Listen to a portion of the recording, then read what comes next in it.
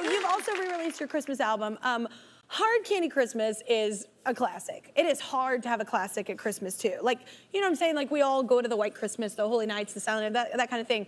But that song, one, I just had a question because have you always been able to write with that kind of vulnerability? Well, actually, I did not write Hard Candy Christmas. Everybody thinks I did. The girl that because you wrote all of that, the music from the Best Little Whorehouse in Texas, that wrote that. Because that's what it's from. Yeah, It's from the Best Little Whorehouse. But I love that song, and people always tag it to me. But I get a lot of credit for a lot of stuff. A lot of people do. Yeah. Just because I'm singing it, or because. Well, no, because you write a bunch of stuff. I do write, and that's one of the ones I did not write, but everybody thinks I did, and I wish I had. I know, but here's the thing though about that is that's the storyteller in you too though. Like it's very, because that's what I'm saying, like everybody thought that was you because how you tell that story is, I mean, it just breaks your heart in the most amazing way. But it also, I think you being vulnerable with even Coat of Many Colors, all the songs, Jolie, any song, like you are a fantastic writer, not just singer, which is amazing, but it opens up so many doors for us to be, you know, as a little kid, I didn't think any differently. I thought a woman could speak her mind. I thought a woman could say how she was feeling and that was okay. I thought that, and I know my mom and her generation couldn't. They didn't have that luxury. So it's just a thank you, really. Well, you've made up for it. I did. I don't know if you've heard what some. You want anytime. Oh, you should hear my next album. I made up for it. It is snowing in Tahoe. Oh, must be beautiful. And it's making me homesick for how it snows back home at Christmas. So magical and peaceful. But Sam, it is only mid-October. And I'm thinking that is some kind of a sign. Maybe some of that magic dust you're always talking about. Well, honestly, I do think it's more than a coincidence.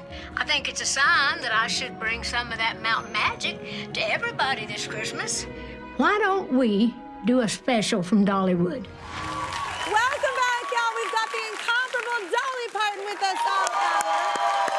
That was another look at her new movie, Dolly Parton's Mountain Magic Christmas. It premieres today on NBC. So, by the way, I love that it's called Mountain Magic. Why did you call it that? Well, because to me, the mountains are magic, especially the Smoky Mountains where I was born and raised, all that beautiful. I mean, it's so beautiful up there. And of course, everybody should always be proud of their home, wherever you're from. Yeah. But there's always the magic in the mountains for me because that's home. That's where Mom and Daddy were. That's where I grew up with my brothers and sisters. Yeah. That's where all my memories, you know, started. And growing up in that little country church, my grandpa was a preacher. So it's magic to me when I get a chance to go home now. And so I always keep that with me, and I think that's important. And that's kind of what the show's about, trying to capture that magic again. Yeah, I love that. Okay, so you also just released a greatest hits collection called Diamonds and Rhinestones. I love the title.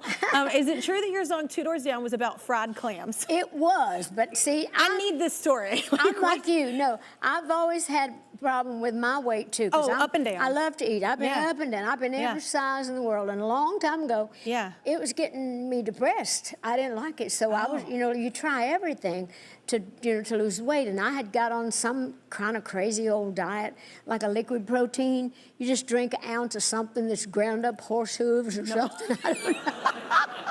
I don't know, or monkey pee or something. I don't know what it was. But it was This will make you slimmer. It was just, But you're supposed to drink it like 3 times a day, and it was so ungodly. You just have to close the back of your throat off so you don't smell. You know how that goes. But no thanks. We used to stay at the Howard Johnson's Motor Lodge, the band, when we traveled back in the early days, and they had a restaurant there, and they had these fried clams that we couldn't wait to stop to go to Howard Johnson's. Even if we weren't staying over, we'd stop to eat the fried clams. Yeah. But we were staying over, and I was on that stupid liquid protein diet, and the band was down in the kitchen, and I was in a hallway in my room, and I could hear them all laughing and talking. That's what I'm saying. You had such a good time. And I would start singing. I was just saying, Two doors down, look, 2 doors down, they're laughing and drinking and having a party. But 2 doors down, they're not aware that I'm around. But here I am, just crying my heart out, feeling sorry. Over fried clams? Having a party just 2 doors down. I was just in there feeling sorry for myself because I was eating fried clams and I wasn't. I love that song is about that. And it was 2 doors down. I was staying 2 doors down from the restaurant. That's why, seriously.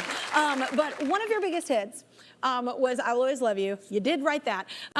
Do you remember the first time you heard Whitney's version? Yes. Because I grew up hearing yours, and then all of a sudden The Bodyguard happened. I'm just curious, what was your first, because it's your baby. There's a little story about that. When they were doing the Bodyguard movie, they had chosen another song for the theme song, and someone came out with that very song right when they were about to put the movie out, and they were drastic.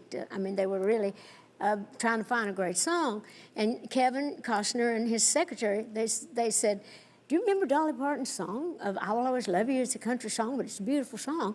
And so they called me to see if they could use it, and I said yes. And I didn't hear anything else about it. I didn't know if they had it. I didn't know if they had done it. And I was driving my car from downtown, where my office was, on 16th Avenue, back to my house over in Brentwood, and I was just driving along, and I had the radio on, and I just heard this, if I should stay, you know, it's, you know, it's one of those things it's like a dog hearing a whistle. Yeah. You know, I thought, what is that? And all of a sudden, that's the first time. They hadn't sent it to me. They did nothing. I heard it on the radio. And so when it went into, and it's like I just freaked out. I had to pull over to the side because I honestly thought I was going to wreck.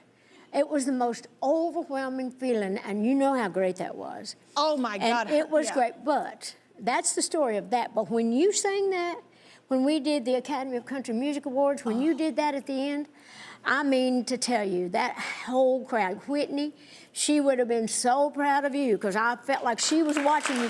You absolutely killed it. Seriously, it was incredible, and I was so emotional. Me too, right now. Like, it hit me that you're like talking about me singing. It's fine. Well, it was great, though. No, it was I will incredible. Cry. We're not, they're saying, can you do a little? No, I will cry. No.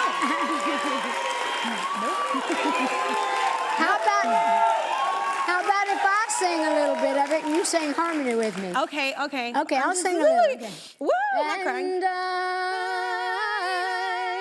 will always love you.